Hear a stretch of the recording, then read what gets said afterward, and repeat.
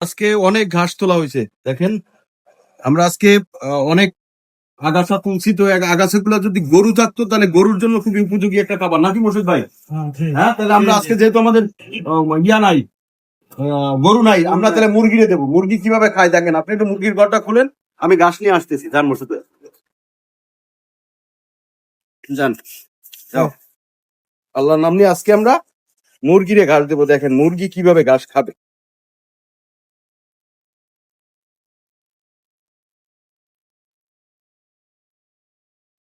হ্যাঁ, হ্যাঁ, খোলেন। আজকে মুরগিতে ঘাস খাবে। দেখেন আপনারা কিভাবে মুরগিতে ঘাস খায়। ঘাসগুলো একদম মুরগিতে সব পানা পানা করে ফেলা হয়। দেন আর একটু আগাইয়া আগাই দেন।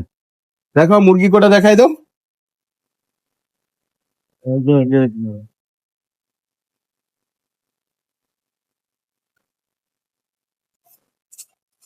ওকে বন্ধুরা, ভালো থাকবেন, পাশে থাকবেন। আসসালামু আলাইকুম।